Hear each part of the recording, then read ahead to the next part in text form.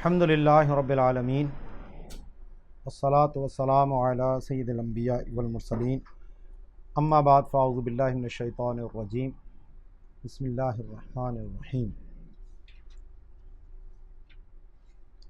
الہیات ہماری بحث پوری ہو چکی، لیکن پیچھے امام اہل سنت مجدد دین و ملت پروانہ شمع رسالت امام احمد رضا خان علیہ رحمۃ الرحمن نے ذات اور صفات کا جو آپس میں تعلق ہے اس کے حوالے سے جو صوفیہ کرام کا موقف ہے اس پر ایک تفصیلی حاشیہ آپ نے تحریر فرمایا تھا، جو براہ راست کتاب کی وضاحت پر تو مشتمل نہیں تھا، لیکن یہ ایک اضافی الگ سے پوری بحث ہے کہ جو صوفیہ کرام کا یہ نظریہ ہے کہ صفات عین ذات ہیں، تو یہی بات تو معتزلہ بھی کہتے تھے، تو ان دونوں میں کیا فرق ہے، اس کی وضاحت آپ نے یہاں پر بیان فرمائی ہے، اور عینیت سے وہ کیا مراد لیتے ہیں،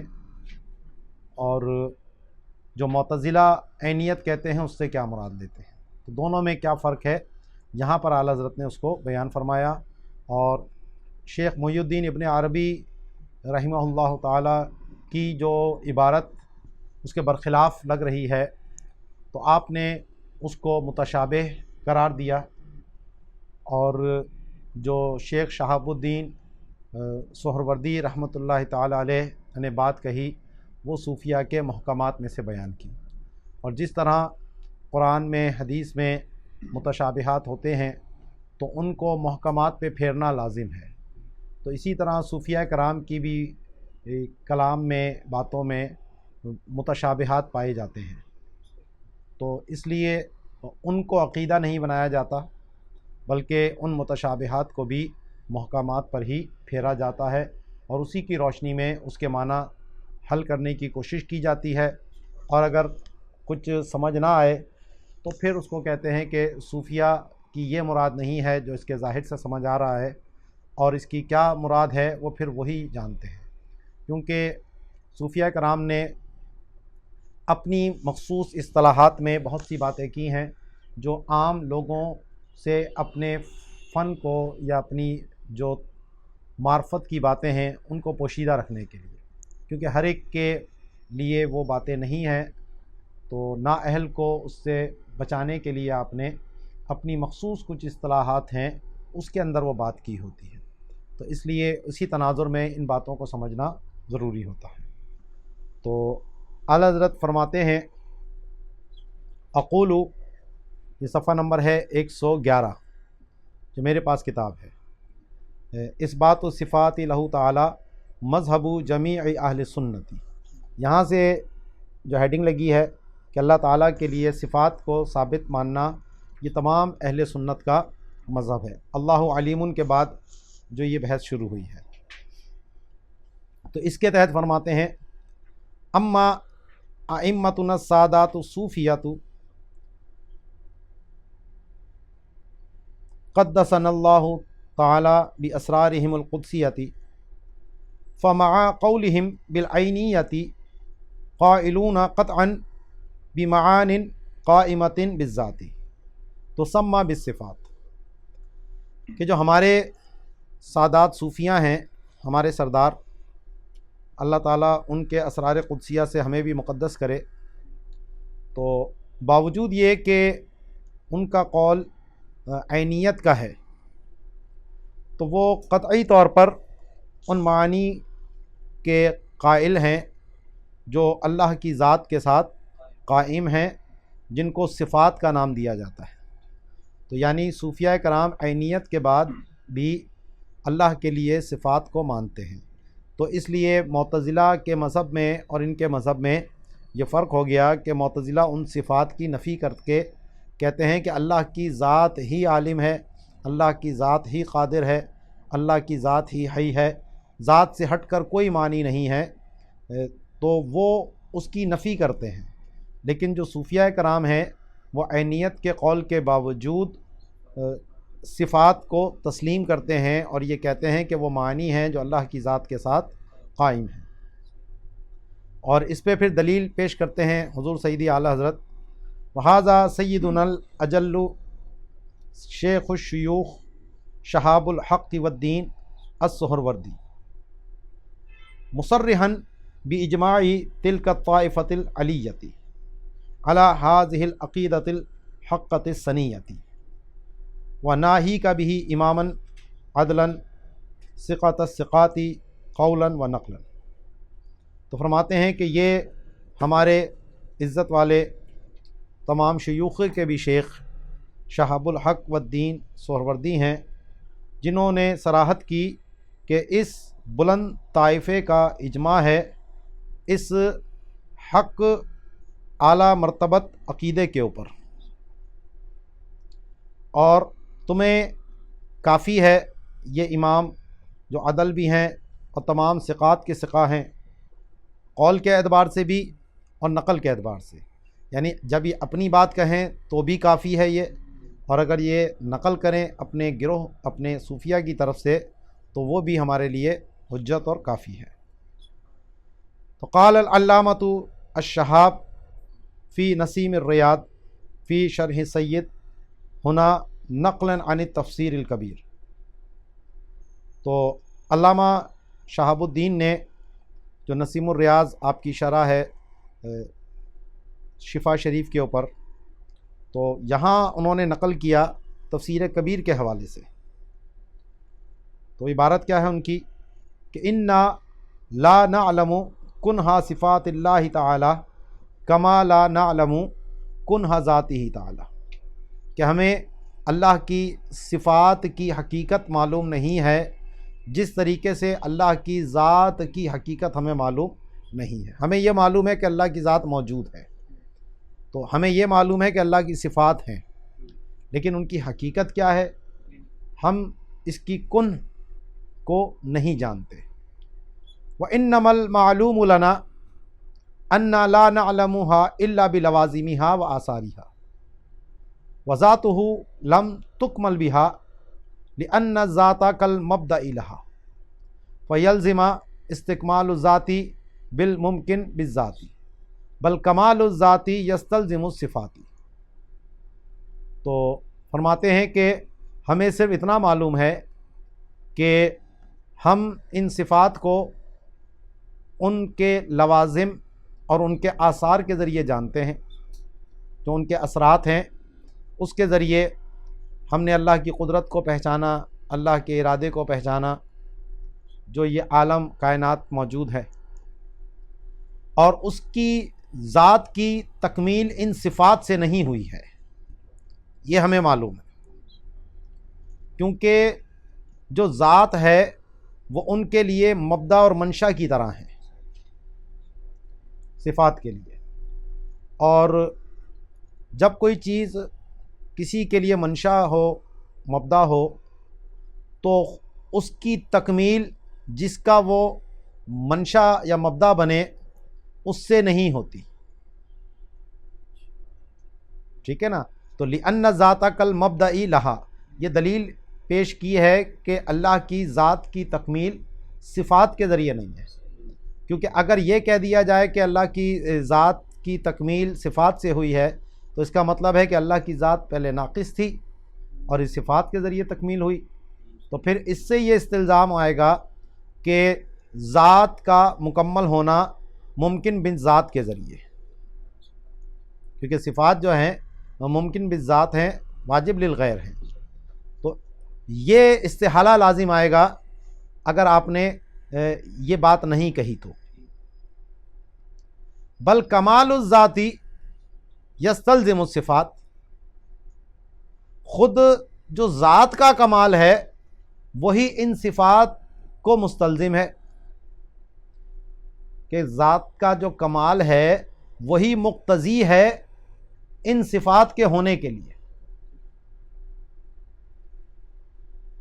وفی عوارف المعارف، تو عوارف المعارف میں ہے اجمع الصوفیۃ علی ان لہ تعالی صفات ثابتۃ، کہ اس بات پر تمام صوفیہ کا اتفاق ہے کہ اللہ تعالیٰ کے لیے چند صفات ہیں جو ثابت ہیں، لا بمعنی انہ محتاج الیہا ویفعل بہا بل بمعنی نفی الضد۔ تو اس کا معنی یہ نہیں ہے کہ اللہ تعالیٰ ان صفات کا محتاج ہے اور ان کے ذریعے کام کرتا ہے، بلکہ ضد کی نفی کے معنی میں ہے، وہ ثبوتہا، اور ان کا ثبوت اللہ کے لیے ہے صفات کا۔ اللہ حی ہے، میت نہیں ہے، اللہ سمیع ہے، بہرا نہیں ہے، اللہ بصیر ہے، اندھا نہیں ہے، اللہ مرید ہے، محتاج نہیں ہے، ٹھیک ہے نا۔ اسی طریقے سے تو ان تمام ضدوں کی نفی ہے اور ان کا ثبوت اللہ تعالیٰ کے لیے ہے۔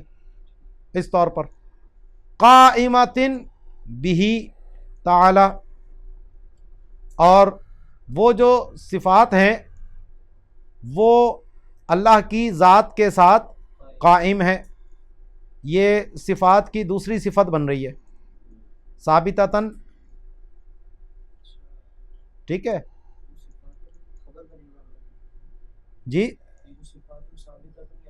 ہاں، کہ انا کا اسم ہو گیا، منصوب ہے نا، اسی لیے تو یہ قائمہ تن ہوگا، ثابتتاً قائمتاً، ٹھیک ہے جی۔ تو یہ جو انہوں نے مرفوع اعراب لگا ہوا ہے، آپ کے ہاں بھی مرفوع لگا ہوا ہے، تو یہ صفات ثابتتاً قائمتاً، تو وہ صفات ہیں جو اللہ کی ذات کے ساتھ قائم ہیں۔ وَهَذِهِ مَسْأَلَةٌ نَفِیسَةٌ سَکَتَ عَنْهَا الْأُصُولِيُّونَ، کہ یہ مسئلہ بڑا نفیس ہے اور اصولیوں نے اس سے سکوت کیا ہے۔ وَرُبَّمَا أَوْهَمَ كَلَامُهُمْ خِلَافَهَا، اور بعض اوقات جو ان کا کلام ہے وہ اس عقیدے کے خلاف کا ایہام پیدا کرتا ہے، وہم پیدا کر دیتا ہے،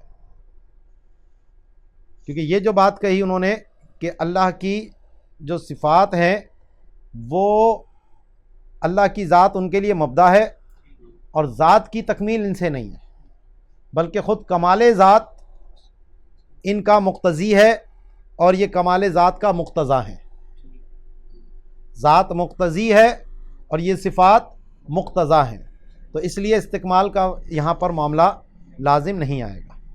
تو بعض اوقات اس کے برخلاف کی بات جو ہے وہ ان کے کلام سے، بعض صوفیہ کے کلام سے بھی، اور بعض جو ہے وہ متکلمین کے کلام سے بھی اس کا وہم پیدا ہوتا ہے۔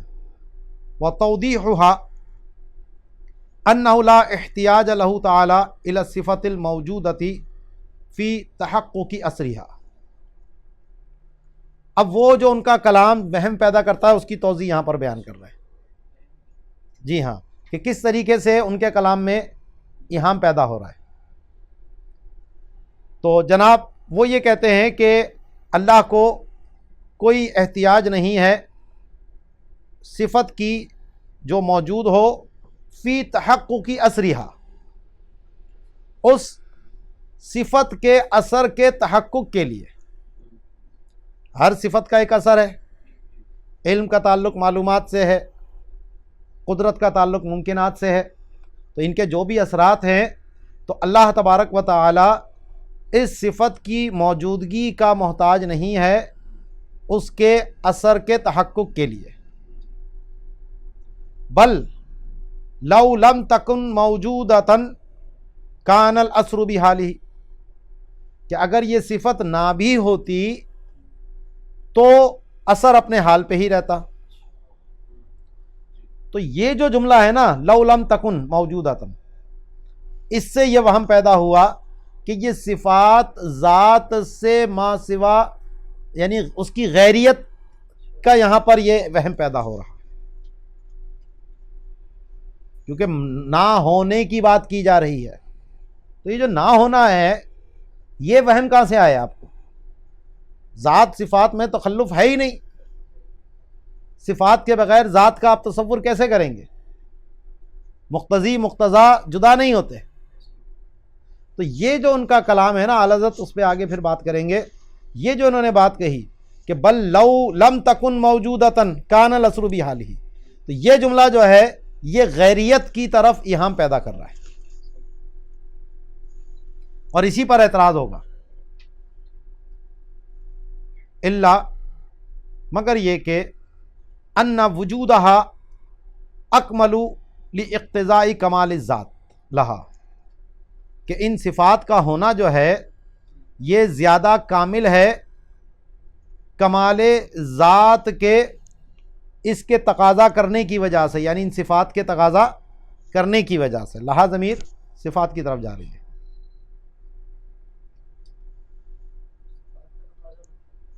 یعنی جو کمال ذات ہے وہ مقتضی ہے اور یہ صفات اس کا مقتضا ہیں، اس لیے ان صفات کا ہونا یہ زیادہ اکمل ہے۔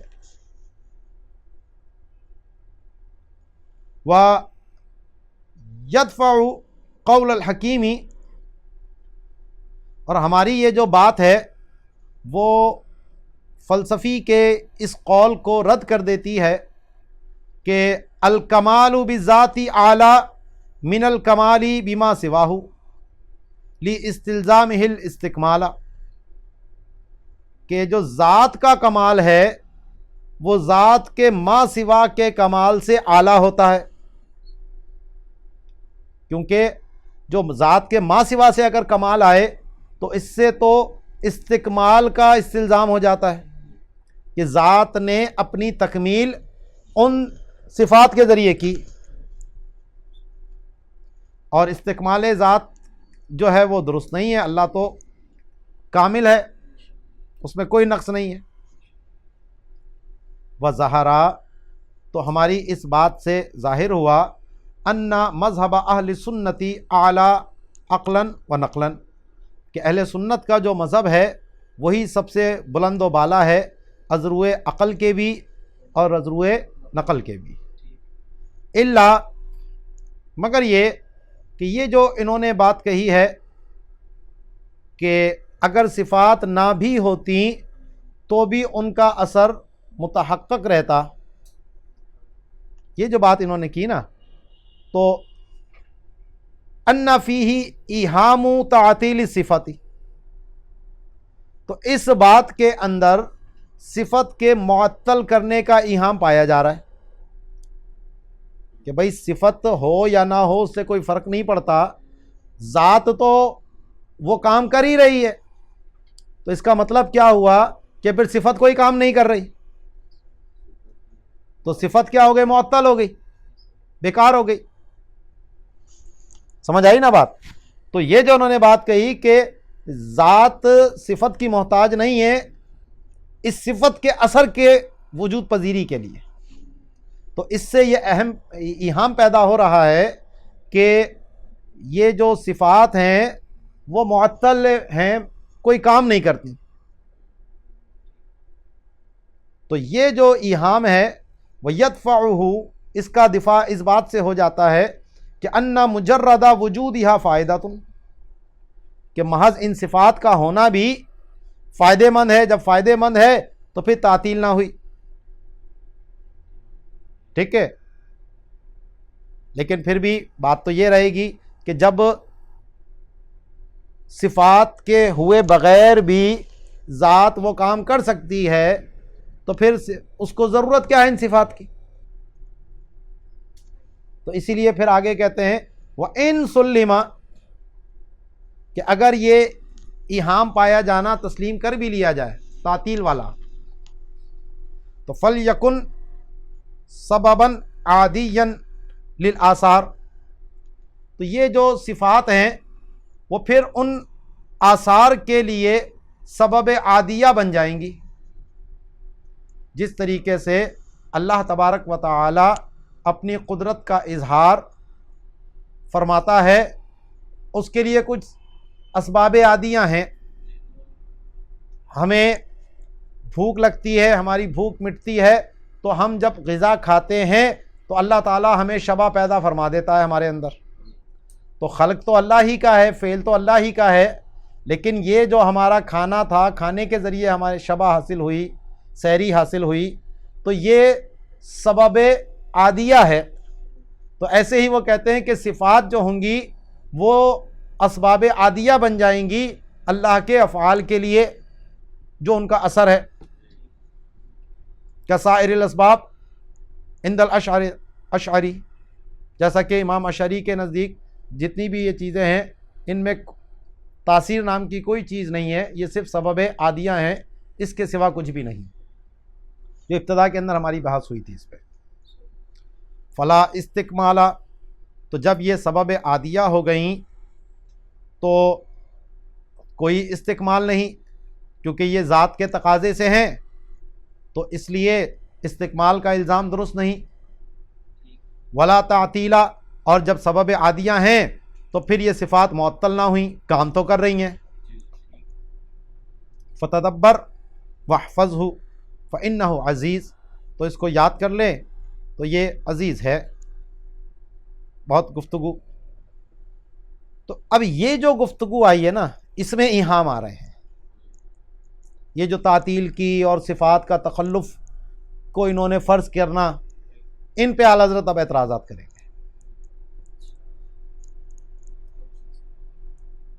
آگے فرماتے ہیں وقال سیدی عبد الغنی ابن نابلسی قدس سرہ القدسی فی الحدیقۃ الندیہ شرح طریقۃ المحمدیہ، کہ سید عبد الغنی نابلسی رحمہ اللہ تعالی حدیقہ ندیہ میں جو شرح ہے طریقہ محمدیہ کی، تو یہ جو صاد آ رہا ہے وہ طریقہ محمدیہ کی عبارت ہے، اور جو یہ شین آ رہا ہے یہ حدیقہ ندیہ کی عبارت ہے. ٹھیک ہے، یہ متن اور شرح اس طرح دونوں ساتھ چل رہی ہیں.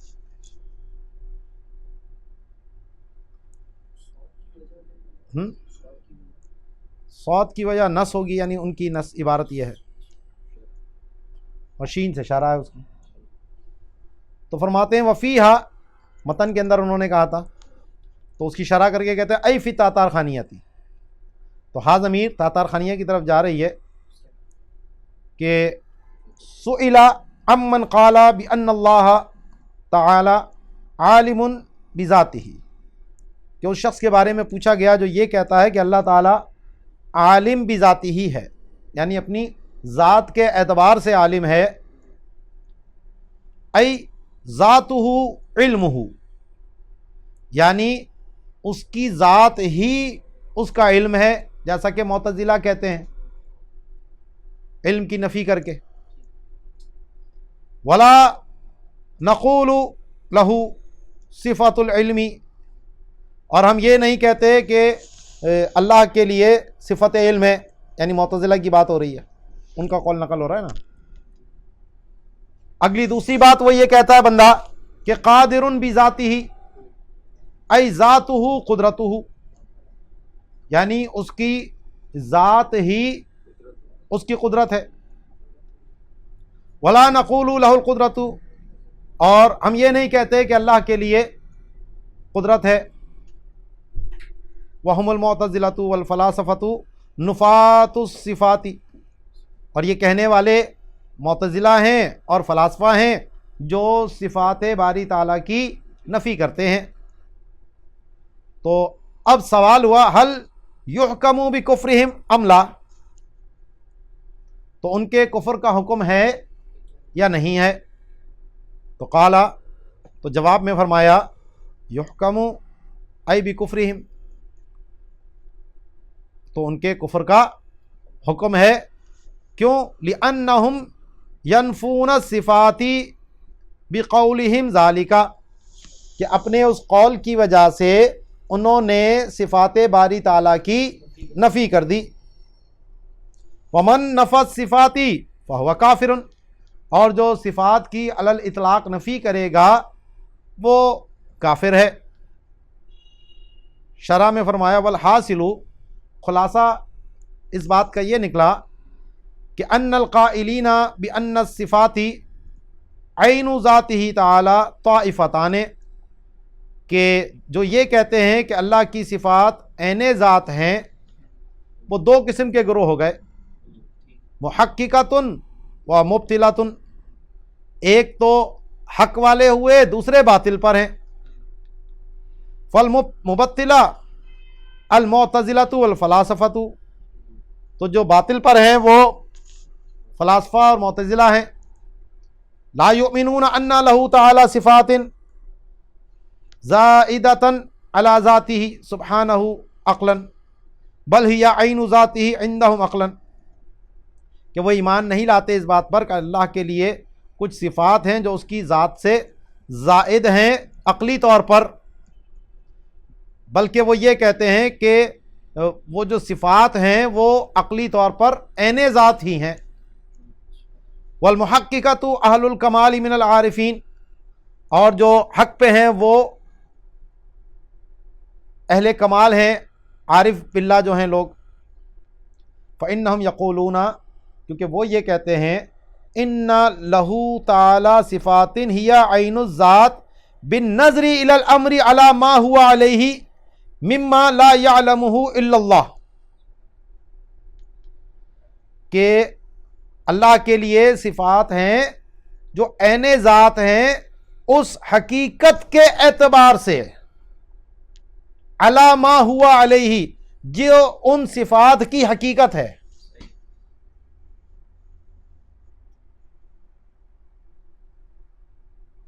یعنی اپنی کن کے اعتبار سے جو ہمیں معلوم نہیں ہے، اور اس کا علم صرف اللہ ہی کو ہے۔ وَهِيَ غَيْرُ الذَّاتِ، اور وہ غیر ذات ہیں، یعنی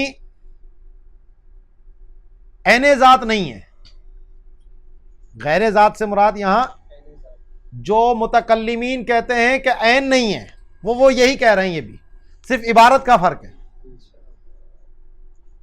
تو یہاں غیر ذات کہا انہوں نے، لیکن مراد ان کی وہ ہے جو متکلمین نفی کے ساتھ کہتے ہیں کہ لیست بعین الذاتی۔ سمجھ آئی بات؟ بحسب النظر العقلی، کیونکہ دونوں کا مفہوم الگ ہے، مفہوم کے اعتبار سے دونوں ایک نہیں ہیں، اور اپنی کن کے اعتبار سے وہ عین ذات ہے۔ اب وہ کیا ہے وہ ہمیں پتہ نہیں۔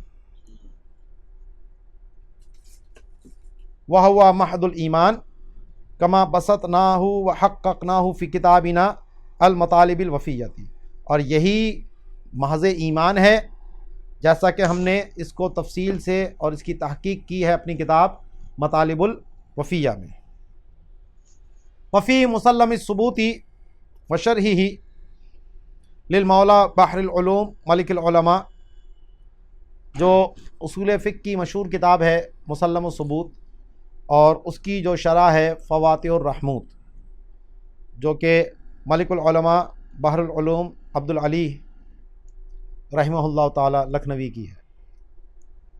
تو اس کے اندر وہ یہ بات کہتے ہیں، تو جو متن کی عبارت ہے دائرے میں جو ہے وہ مسلم و ثبوت کی ہے، اور جو اس کے باہر کی ہے وہ شرح کی ہے، ٹھیک ہے، متن شرح دونوں آ رہے ہیں۔ تو فرماتے ہیں وَأَمَّا الْبِدْعَةُ الْغَيْرُ الْجَلِيَّةِ لَمْ يَكُنْ فِيهَا مُخَالَفَةٌ لِدَلِيلٍ شَرْعِيٍّ قَاطِعٍ وَاضِحٍ، تو یہاں انہوں نے بدعت کی دو اقسام کی۔ ایک بدعت جو ہے وہ غیر جلی ہے، یعنی اس کے خلاف جو دلیل ہے وہ اتنی واضح نہیں ہے، اور دوسری وہ بدعت ہے جس کو بدعت جلیہ کہا، کہ اس کا بدعت ہونا دین کے کسی اصول سے ٹکرانے والی ہونا، تو یہ بالکل واضح ہے، کیونکہ اس کے خلاف پر دلیل قطعی واضح طور پر موجود ہوتی ہے۔ تو دونوں بدعتوں کا حکم الگ الگ ہے۔ ظاہر ہے کہ جب دلیل اس کے مخالف ایک طرف قطعی ہے دوسری طرف قطعی نہیں ہے، تو اسی طریقے سے اس کی شدت میں بھی کمی آئے گی۔ تو وہی فرق یہاں پر فرماتے ہیں کہ جو بدعت غیر جلیہ ہے، کہ جس میں کسی واضح قطعی دلیل کی مخالفت نہیں ہے، وہ بدعت غیر جلیہ کہلاتی ہے۔ اب اس کی دلیل دے کے سمجھاتے ہیں کہ نفی زیادت الصفات، کہ یہ جو مسئلہ ہے کہ جو صفات باری تعالیٰ ہیں یا عین ذات ہیں یا غیر ذات ہیں، یہ جو معاملہ ہے تو جمہور کا موقف تو وہ ہے جو پیچھے ہم نے پڑھ لیا کہ اللہ کے لیے صفات ہیں جو معنی ہیں جو اس کی ذات کے ساتھ قائم ہیں، نہ عین ذات نہ غیر ذات، ٹھیک ہے نا۔ لیکن اس کے برخلاف اگر کوئی عقیدہ رکھتا ہے تو وہ بدعت غیر جلیہ میں آئے گا۔ کیوں؟ اس کی دلیل دے کے پیش کرتے ہیں، فإن شریعت الحق انما اخبرت بأن اللہ تعالی عالم قادر، کہ شریعت حقہ نے یہ تو خبر دی ہے کہ اللہ عالم ہے، قادر ہے۔ وَأَمَّا أَنَّهُ عَالِمٌ قَادِرٌ بِعِلْمٍ وَقُدْرَةٍ هُمَا بِنَفْسِ الذَّاتِ أَوْ بِصِفَةٍ قَائِمَةٍ بِالذَّاتِ فَالشَّرْعُ سَاكِتٌ عَنْهُ۔ تو کہتے ہیں جہاں تک یہ بات ہے کہ وہ عالم ہے، قادر ہے، اس علم اور اس قدرت کے ساتھ کہ جو نفس ذات ہی ہے، جیسا کہ معتزلہ کہتے ہیں، یا ایسی صفت کے ساتھ جو اس کی ذات کے ساتھ قائم ہے، جیسا کہ اہل سنت کہتے ہیں، تو شریعت اس سے ساکت ہے۔ یہ عقلی طور پر دونوں دلائل پیش کر رہے ہیں، معتزلہ جو بات کہہ رہے ہیں وہ بھی عقلی دلیل پیش کر رہے ہیں، اور ہم جو متکلمین اہل سنت کے بات کر رہے ہیں وہ بھی عقلی دلیل پیش کر رہے ہیں، لیکن وہ دلیل قطعی نہیں ہے۔ کیوں نہیں ہے؟ آگے اس کی بات آ رہی ہے کہ یہ جو دلیل ہے وہ استقراء کی بنیاد پر ہے، اور استقراء قطعی نہیں ہوتی، کیونکہ ہم غائب کو شاہد پر قیاس کر رہے ہیں۔ کیونکہ ہم نے جتنے بھی عالم دیکھے تو وہ عالم وہ ہیں کہ علم بطور صفت کے ان کی ذات سے زائد ہے، تو ہمیں تو یہی سمجھ آیا، تو یہی حکم ہم نے اللہ کی ذات پر بھی لگا دیا۔ تو اب یہ جو دلیل ہے وہ استقرائی دلیل ہے، اور استقرائی دلیل آپ کو معلوم ہے قطعی نہیں ہوتی۔ سمجھ آئی بات؟ تو فالشرع ساکت عنہ، تو کوئی نقلی دلیل اس کے اوپر ہمارے پاس موجود نہیں ہے کہ قرآن کی کوئی آیت ہو یا حدیث مبارکہ ہو، ایسا نہیں ہے۔ فَهَذِهِ الْبِدْعَةُ لَيْسَتْ إِنْكَارَ أَمْرٍ وَاضِحٍ فِي الشَّرْعِ، تو یہ جو بدعت ہے جو معتزلہ کی، تو یہ شریعت میں واضح امر کا انکار نہیں ہے، ٹھیک ہے نا۔ فَتُقْبَلُ شَهَادَتُهُ وَرِوَایَتُهُ اتفاقاً، تو اب نتیجہ اس کا یہ نکلا، تو ایسی بدعت کا اگر کوئی مرتکب ہو جائے تو اس کی بنیاد پر اس کی شہادت اور اس کی روایت جو ہے وہ مردود نہیں ہوتی، بلکہ قبول کی جائے گی، یعنی اس پر فاسق معلن کا حکم نہیں لگے گا اس بدعت کے باوجود بھی۔ تو ہر بدعت جو ہے وہ فاسق اعتقادی نہیں بناتی، وہی بدعت فاسق اعتقادی بنائے گی جو امر قطعی کا انکار پہ مشتمل ہو۔ اس کا فرق رکھنا بھی یہ ضروری ہے، ٹھیک ہے نا۔ لِأَنَّ هَذِهِ الْبِدْعَةُ لَا تُوجِبُ الْفِسْقَ إِذْ لَيْسَ فِيهَا مُخَالَفَةٌ لِأَمْرٍ شَرْعِيٍّ، کیونکہ یہ جو بدعت ہے یہ فسق کو لازم نہیں کرتی، کیونکہ اس میں کسی امر شرعی کی مخالفت نہیں ہے۔ الا، ہاں ایک صورت ہے اس میں، ان دعا ھذا المبتدع الی ہواہ، کہ اگر یہ بدعتی شخص اپنی بدعت کی طرف لوگوں کو دعوت دیتا ہے، اس کا مبلغ ہے، لوگوں میں اس کی ترویج کی کوشش کرتا ہے، تو پھر اس کی گواہی قبول نہیں ہوگی۔ وہ کیوں؟ فإن الداعی الی الہویٰ مخاصم، کیونکہ اپنی خواہش کی طرف یہ بلانے والا یہ اہل سنت کا یا حق کا مخاصم ہے، تو جب یہ حق کا مخاصم ہے تو یہ حق کے خلاف اپنی بدعت کے ترویج کے لیے بہت سی باتیں گھڑتا ہے، جیسا کہ ہم نے دیکھا ہے عادتاً کہ جتنے بھی گمراہ فرقے ہیں وہ جھوٹ بولنے سے ذرہ برابر بھی نہیں شرماتے۔ پچھلے دنوں بھی میں نے دلیل پیش کی تھی کہ دیوبندی حضرات نے وہ اعلیٰ حضرت کے والد کے نام سے جھوٹی کتابیں گھڑ ڈالیں، جھوٹی مہریں بنا ڈالیں۔ آج بھی یہ ہمارا نظریہ لوگوں کو غلط کر کے پیش کرتے ہیں۔ ہمارے سامنے جب بات آتی ہے ہم کہ بھائی یہ کس نے کہا، لوگوں کو مزاروں پہ لے جائیں گے، وہاں کوئی چرسی موالی سجدے کر رہے ہوں گے، کہیں گے دیکھو بریلوی سجدہ کر رہا ہے۔ اب وہ چرسی موالی اس کو نہ بریلوی کا پتہ نہ دیوبندی کا پتہ، وہ اپنی مست مولا ٹائپ کا آدمی ہے۔ تو کون سے سنی عالم نے کبھی کہا ہو کہ قبروں کو جا کے سجدہ کرو؟ ہمارے امام اہل سنت نے تو جن کے نام کو ساتھ تم بریلوی لگا کے ہمیں منسوب کر رہے ہو، انہوں نے تو اس کی حرمت پر پوری ایک کتاب لکھ ڈالی، لیکن ان کو جھوٹ بولتے ہوئے شرم نہیں آتی کہ جی بریلوی یہ کہتے ہیں۔ تو آپ کو یہی نظر آئے گا، حق کی پہچان اور باطل کی پہچان بڑی آسانی سے ہو جاتی ہے کہ جو دوسروں پر جھوٹے عقیدے بنا کر ان کا خود ساختہ رد کرتا ہو تو سمجھ لیجئے کہ وہ باطل پر ہے۔ حق کو ان چال بازیوں کی ضرورت نہیں ہوتی۔ تو اب جو اپنی بدعت کی طرف لوگوں کو بلائے گا، اگرچہ وہ بدعت جلیہ نہ بھی ہو، تو وہ مخاصم ہو گیا حق کا۔ تو لا یؤتمن عن الاجتناب عن الکذب، تو اب جھوٹ سے بچنے میں اس پر امان نہیں رہے گا عادتاً، اگرچہ عقلاً دونوں میں التزام نہیں ہے، لیکن یہ ایک امر عادی ہے کہ جو جھوٹ کی خاص طور پہ بدعت کو دعوت دینے والا ہوگا تو وہ اپنی بدعت کے رواج کے لیے ہر حربے کو آزماتا ہے، تو وہ جھوٹ سے بھی بچنا ہمیں نظر نہیں آتا۔ بعض اوقات دنیا کے معاملات میں وہ جھوٹ بچ جائے گا، لیکن جو روایت لائے گا یا جو شہادت لائے گا اس میں نہیں بچے گا۔ سمجھ آئی؟ اب آپ یہ کہیں کہ جی بہت سے بد مذہب ہم دیکھتے ہیں کاروبار بڑا اچھا کرتے ہیں، ایماندار ہیں بڑے، ہم نے تو کبھی جھوٹ نہیں محسوس کیا۔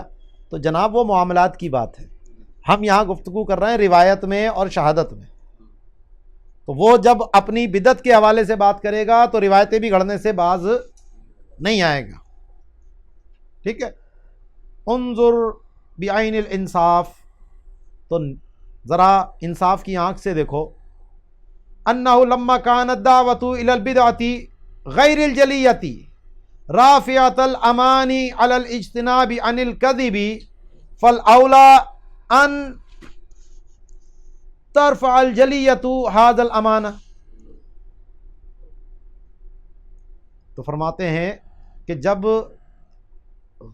بدعت غیر جلیہ کی دعوت دینا یہ جھوٹ سے بچنے پر امان کو اٹھا دیتی ہے، تو جو بدعت جلیہ ہے وہ تو اس امان کو بدرجہ اولا اٹھا دے گی، یہ جھوٹ سے کہاں بچے گا۔ والمبتدع بالبدعۃ الجلیۃ داع البتۃ الی بدعتہ، اور جو بدعت جلیہ والا مبتدی ہے، بدعتی ہے، تو فرماتے ہیں وہ تو اپنی بدعت کا دعوت دینے والا ہی ہے، تو فلا یقبل اصلا، تو اصلاً اس کی نہ شہادت قبول کی جائے گی نہ اس کی روایت قبول کی جائے گی۔ فافہم، تو یہاں پر یہ مسئلے کو آپ سمجھ لیجئے، ٹھیک ہے جی۔ یہاں پر ہم یہ بریک کرتے ہیں کیونکہ آگے صفت فارقہ اور لازمہ کی جو یہ گفتگو آ رہی ہے یہاں سے بیچ میں بریک نہیں ہو سکتا، تو یہاں ہم اس کو روک کر پھر اعلیٰ حضرت یہاں سے جو اپنی بات اب کہتے ہیں، ابھی اعلیٰ حضرت نے پہلے نسیم الریاض کی ایک عبارت نقل کی اور دوسری جو ہے علامہ نابلسی کی عبارت نقل کی اور تیسری جو ہے یہ فواتح الرحمت کی نقل کی۔ اب اس کے اوپر اعلیٰ حضرت اپنا تبصرہ فرمائیں گے، تو یہیں سے ہم اس بات کو شروع کریں گے۔ وما علینا الا البلاغ۔ الحمد للہ رب العالمین والصلاۃ والسلام علی سید الانبیاء والمرسلین، اما بعد فاعوذ باللہ من الشیطان الرجیم، بسم اللہ الرحمن الرحیم۔ پچھلے سبق میں ہم نے جو اعلیٰ حضرت کا حاشیہ ہے صوفیہ کرام کا جو موقف ہے صفات باری تعالیٰ کے حوالے سے، اس کے بارے میں جو 3 عبارتیں تھیں وہ ہم نے پڑھی تھیں۔ اب یہاں سے اعلیٰ حضرت اپنا تبصرہ جو ہے وہ شروع فرماتے ہیں۔ تو فرماتے ہیں اقول وباللہ التوفیق تحقیق المقامی علی ما الہمنی ملک العلام، کہ اس مقام کی تحقیق اس بنیاد پر جو اللہ علم والے نے، بادشاہت والے نے مجھے الہام کی ہے، وہ یوں ہے، یعنی یہ جو گفتگو اعلیٰ حضرت فرما رہے ہیں یہ نقل کی نہیں ہے بلکہ خود خالصتاً اعلیٰ حضرت کی اپنی تحقیق ہے۔ تو فرماتے ہیں کہ ان الصفۃ مفارقۃ و لازمۃ، کہ یہ جو اللہ کے لیے صفات ہیں 2 حال سے خالی نہیں، یا تو مفارقہ ہوں گی یعنی جدا ہو جانے والی، یا لازمہ ہوں گی یعنی لازم ہونے والی، جدا نہ ہو جو، ٹھیک ہے نا، عرض مفارق اور لازم منطق کی اصطلاح جو پڑھتے ہیں۔ تو اور پھر یہ دونوں 2 حال سے خالی نہیں، اما للوجود حیث الوجود غیر الموجود، او لنفس الذات، کہ یہ جو ان کا لزوم ہے یا تو وجود کے لیے ہوگا اس حیثیت سے کہ وجود موجود نہیں ہے، یعنی ذات کے ما سوا وجود کا اپنا کوئی وجود نہیں ہے، کیونکہ بعض لوگ اس کو جو ہے وہ حال کے اوپر محمول کرتے ہیں۔ جو پیچھے بھی ہماری بات ہوئی تھی کہ حال جو ہے نہ موجود ہے نہ معدوم ہے، ٹھیک ہے، وہ اس نسبت کے درمیان جو مصداق ہو رہا ہوتا ہے اس کو وہ کہتے ہیں۔ تو اس حیثیت سے کہ وجود جو ہے وہ غیر موجود ہے، ٹھیک ہے، تو یہ ذات سے ہٹ کر وجود کی بات ہو رہی ہے، یا پھر نفس ذات کے لیے یہ صفت لازم ہوگی۔ اب پھر ذات کے لیے لازم ہونا 2 اعتبار سے ہوگا، اما مستندن الیہا نفسہا، کہ ان صفات کی استناد جو ہے وہ ذات کی طرف ہوگی، اولا، یا ان صفات کی استناد ذات کی طرف نہیں ہوگی، بل ہما مستندان جمیعا الی جاعلہما، بلکہ خود یہ ذات اور صفات دونوں اپنے جائل کی طرف مستند ہوں گی۔ یہ تو محال ہے، جو واجب الوجود ہے اس کا کوئی جائل نہیں، ٹھیک ہے، یہ احتمال باطل۔ تو فرماتے ہیں فالمفارقۃ بینۃ المغایرہ، اب یہاں پر جو مفارقہ ہے یعنی وہ صفت جو جدا ہو جائے، تو یہ تو بینۃ المغایرہ ہے، یعنی اس کا غیر ہونا بالکل واضح ہے۔ جب یہ ذات سے جدا ہو رہی ہے تو غیر ہو گئی، یہ تو بالکل ایک بدیہی بات ہو گئی۔ لا یصح لعاقل ان یتوہم عینیتہا، تو یہاں کوئی عاقل یہ وہم نہیں کر سکتا کہ یہ صفات عین ذات ہیں۔ جو مفارق کی بات کر رہے ہیں جدا ہو سکے تو پھر عینیت کہاں سے رہی؟ وصفات اللہ تعالی متعالیۃ عنہا بالاجماع خلافا للکرامیۃ، تو اللہ کی جو صفات ہیں اس پہ تو سب کا اتفاق ہے کہ اس سے بلند ہے، یعنی مفارقہ ہونے سے، سوائے کرامیہ کے۔ اب آگے لوازم الوجود دون الذات تکون الذات عریۃ عنہا من حیث ہی فکانت مفارقۃ ولو فی مرتبۃ التقرر، کہ جناب اب پیچھے کہا تھا نا کہ لازم یا تو ذات کو ہوں گی یا وجود کو ہوں گی ذات سے ہٹ کر، تو فرماتے ہیں کہ جو وجود کے لوازم ہیں اور ذات کے لوازم نہیں ہیں، دون الذات، کہ صرف وہ وجود کے لوازم ہیں ذات کے لوازم نہیں ہیں، تو تو جب وہ ذات کے لوازم نہیں ہیں تو ذات ان سے خالی ہوگی،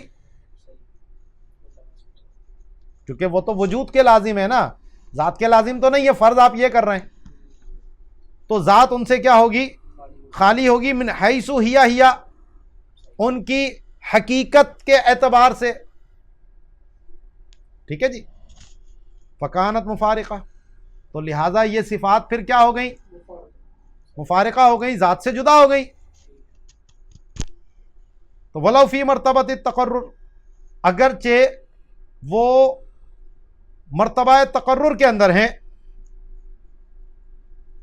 یعنی وہ لازم وجود ہیں، تو جب لازم وجود ہیں تو وجود سے جدا نہیں ہو رہی، تو تقرر تو ہے لیکن اس حیثیت سے جو ان کی اپنی حقیقت ہے، اس اعتبار سے ذات ان سے خالی ہے. ولو فی مرتبۃ تقرر، جو لوازم الوجود کے اعتبار سے مرتبہ تقرر ہے. ولا مساغ لها فی صفات العلیۃ، یہاں اس احتمال کا بھی کوئی راستہ نہیں ہے اللہ کی صفات عالیہ کے اندر. کیوں؟ کیونکہ یہ فرض کیا گیا تھا نا وجود جو ہے وہ ذات کے ماں سوا کچھ اور ہے، تو یہاں یہ بات نہیں ہو سکتی. فَإِنَّ وُجُودَهُ تَعَالَى عَيْنُ ذَاتِهِ بِالْإِجْمَاعِ مِن دُونِ نِزَاعٍ، کہ جو قائلین بالحال بھی ہیں تو وہ اللہ کے وجود کے بارے میں یہ کہتے ہیں کہ وہ عین ذات ہے، یعنی ذات سے ہٹ کر وجود کوئی اور شے نہیں ہے کہ اس کا مصداق کچھ اور بنتا ہو. وجود کا مصداق ذات ہی ہے، اس میں کوئی جھگڑا نہیں ہے، چاہے وہ حال کی نفی کرنے والے ہوں یا حال کا اثبات کرنے والے ہوں. دونوں کے نزدیک اللہ کی جو وجود ہے وہ ذات کے ماں سوا کچھ نہیں ہے. ٹھیک ہے جی. کیوں؟ لِأَنَّهُ مِن صِفَاتِهِ النَّفْسِيَّةِ، کیونکہ یہ وجود جو ہے وہ اللہ کی صفات نفسیہ میں سے ہے، جیسا کہ ہم نے پیچھے تفصیل سے پڑھا تھا. وَإِنَّمَا الْخِلَافُ فِي الذَّاتِيَّةِ، اختلاف جو ہے وہ صفات ذاتیہ کے اندر ہے کہ وہ معانی ہے یا معنوی ہے. ٹھیک ہے نا.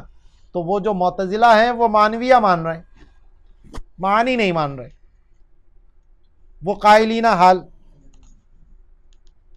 تو یہ جو اختلاف آیا ہے وہ صفات ذاتیہ میں ہے، نفسیہ میں نہیں ہے. آگے اب ظاہر ہے کہ اگلا احتمال بچا کہ وہ ذات کو لازم ہو. ٹھیک ہے نا. تو آپ کہتے ہیں وَاللَّوَازِمُ الذَّاتِ اِذَا كَانَتْ كَمَالَاتٍ غَيْرُ مُسْتَنِدَةٍ إِلَى نَفْسِهَا كَانَتْ مُسْتَكْمِلَةً بِغَيْرِهَا وَهُوَ أَيْضًا مُحَالٌ عَلَى اللَّهِ عَزَّ وَجَلَّ، کہ جو ذات کے لوازم ہیں اگر وہ کمالات ہیں اور وہ کمالات جو ہیں وہ ذات کے علاوہ کہیں اور مستند ہوں، تو پھر تو وہ ذات جو ہے وہ غیر سے استکمال کرنے والی ہوگی، غیر سے کمال حاصل کرنے والی ہوگی، اور یہ اللہ کے حق میں محال ہے. تو یہ احتمال بھی باطل ہو گیا. اب آخری بچا، اور وہ کیا ہے؟ فَإِذًا صِفَاتُهُ الذَّاتِيَّةُ لَيْسَتْ إِلَّا مِنَ الْقِسْمِ الرَّابِعِ. تو اب صفات جن کی ہم بات کر رہے ہیں وہ چوتھی ہی قسم بچی کہ جو لازم الذات ہیں اور مستندتاً الیہا، ذات ہی کی طرف مستند ہیں. یہی احتمال بچا ہے باقی. ھذا ھو الحق الناصح، تو یہی واضح حق ہے. فوجودها لیس الا بوجود الذات، تو ان صفات کا وجود ذات کے وجود سے ہی ہے. ان صفات کا وجود ذات کے وجود سے ہی ہے، وَتَقَرُّرُهَا مُنْتَوٍ فی تقرر ذات، اور ان صفات کا تقرر ذات کے تقرر میں پوشیدہ ہے۔ جب ذات سے ہے تو ذات کو تقرر ہے تو صفات کو بھی تقرر ہے۔ وَلَا عَرَىٰ عَنْهَا لِلذَّاتِ، اور ذات اس سے خالی نہیں ہے۔ وَلَا مِصْدَاقَ لَهَا وَرَاءَ الذَّاتِ، اور ان صفات کا ذات کے سوا کوئی مصداق نہیں ہے۔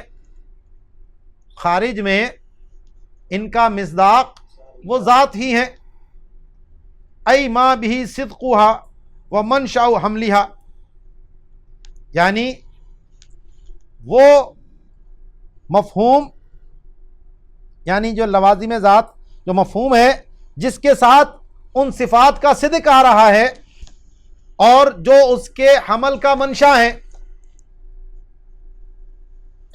وہ مفہوم جب ہم کہتے ہیں اللہ عالم، اللہ قادر، تو اس علم کے اعتبار سے وہ جو مفہوم پیدا ہوا اس کے اعتبار سے ہی حمل ہوتا ہے۔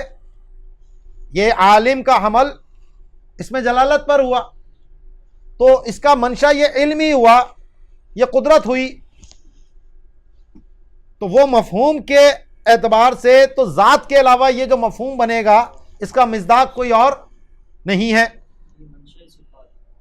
وَهَذَا هُوَ مَعْنَى قَوْلِ بَعْضِهِمْ، اور یہی جو بعض متکلمین نے بات کہی اس کا مطلب ہے کہ لا ہوا بحسب المفہوم، کہ صفات جو ہیں وہ عین ذات نہیں ہے مفہوم کے اعتبار سے۔ ولا غیرہ، اور غیر ذات بھی نہیں ہے بحسب المصداق، کہ مصداق کے خارج میں اس کا صدق کسی اور پر آ سکے، ایسا بھی نہیں ہے۔ تو لا اس اعتبار سے نہیں ہے کہ ان الفرق کالعنوان والمعنون والحد والمحدود فإنہ العینیۃ سواء بسواء، کیونکہ یہ سمجھنا کہ عنوان اور معنون تو دونوں ایک ہی چیز تو ہیں، اسی طرح حد اور محدود جس کی تعریف کی جا رہی ہے، جو تعریف ہے تعریف اسی کی تو ہے اور کس کی ہے، تو یہ تو برابری عینیت ہو گئی۔ حد اور محدود ایک ہی ہیں، عنوان اور معنون ایک ہی ہیں۔ وَعَيْنُ مَا زَعَمَتُ الْمُعْتَزِلَةُ وَالْحُكَمَاءُ، اور یہ تو وہی بات ہو گئی جس کا گمان معتزلہ اور حکماء نے کہی، بِيَدِي أَنَّ مِنْهُمْ مَنْ أَوْهَمَ كَلَامُهُمْ غَيْرَ هَذَا، مگر یہ کہ بعض متکلمین کے کلام سے اس چیز کا وہم پیدا ہوتا ہے۔ وَاسْتُشِمَّ مِنْهُ رَائِحَةُ تَعَرِّ الذَّاتِ عَنِ الصِّفَاتِ فِي بَعْضِ الْحَضْرَاتِ كَمَا تَقَدَّمَ نَقْلُهُ عَنْ نَسِيمِ الرِّيَاضِ، اور اسی سے ذات کا صفات سے خالی ہونے کی بو سونگھی گئی، کیونکہ انہوں نے غیریت کی اس طرح کی بات کی کہ جس سے ایسا لگتا ہے کہ ذات جو ہے وہ صفات سے خالی ہو سکتی ہے، جو پیچھے میں نے آپ کی توجہ دلائی تھی لو لم یکن والی عبارت پر۔ جیسا کہ بعض حضرات کے کلام میں یہ بات آئی اور جو پیچھے نقل نسیم الریاض سے گزر چکی ہے، تو فرماتے ہیں وَمِنَ الْعَجَبِ، تعجب کی بات تو یہ ہے کہ ان القائل الفاضل نبہ علیہ ثم وقع فیہ، کہ عالم فاضل ہیں صاحب نسیم الریاض، انہوں نے اس پر تنبیہ کی لیکن پھر خود وہی بات کر بیٹھے، وہ جو لو لم یکن والی بات کہی انہوں نے توضیح کرتے ہوئے، حیث قال بل لو لم تکن موجودۃ کان الاسر بحالہ، کہ اگر صفت نہ بھی ہو تو بھی اس کا اثر جو ہے وہ اپنے حال پر رہے گا۔ تو اعلیٰ حضرت اس پہ فرماتے ہیں وَأَنَّا تُوقَلُ الذَّاتُ عَارِيَةً مِّن لَوَازِمِهَا، کہ جناب ذات کا اس کے لوازمات سے خالی ہونا کیسے معقول ہو گیا؟ بل لو لم تکن لم تکن، اگر یہ صفات نہ ہو تو ذات بھی نہیں ہوگی. لم تکن ای الصفات لم تکن ای الذات. اگر صفات نہ ہو تو ذات بھی نہیں ہوگی. لأن انتفاع الملزوم لازم لانتفاع اللازم، کہ جب آپ ملزوم کی نفی کر دیں گے تو اس سے لازم کی نفی بھی لازم آ جاتی ہے. سمجھ آئی بات؟ فمن این یبقى للاثر اثر، تو اثر کا اثر کہاں سے باقی رہے گا؟ نہ ذات رہی نہ صفات رہی. فهذه الزیادۃ التي یوہمها کلام بعضهم، تو یہی وہ زیادتی ہے، یعنی صفات کو اللہ کی ذات پر زیادتی کے جو معنی یہ والے بیان ہو رہے ہیں، یہ ہیں وہ کہ جس کا وہم بعض متکلمین کے کلام میں پیدا ہوا. وہی الباطلۃ المنکرۃ، یہی احتمال لانا، یہی معنی بیان کرنا زیادتی کا، یہ باطل ہے اور منکر ہے. وعلیہا شدد النکیر سیدنا الشیخ الاکبر، اور اسی پر شدید قسم کی نکیر وارد کی ہے شیخ اکبر نے، محی الدین ابن عربی رحمۃ اللہ علیہ نے، حیث قال فی الباب السادس والخمسین من الفتوحات، کہ جو فتوحات مکیہ کا 56واں باب ہے، وہاں آپ نے یہ گفتگو فرمائی کہ اما سقم الاستقراء، سقم سقم دونوں پڑھ سکتے ہیں، مصدر ہے، فلا یصح فی العقائد، کہ جناب استقراء کی جو بیماری ہے یہ عقائد میں درست نہیں ہے. یعنی عقائد میں استقراء کو آپ دلیل نہیں بنا سکتے. استقراء کیا ہے؟ کہ آپ نے بہت ساری چیزوں کو دیکھا اور ان میں کوئی چیز آپ کو مشترک نظر آئی تو آپ نے وہی حکم ان چیزوں پہ بھی لگا دیا کہ جس کو آپ نے دیکھا نہیں ہے. یہ وہی بات آ گئی کہ شاہد کا حکم آپ نے غائب کے اوپر لگا دیا.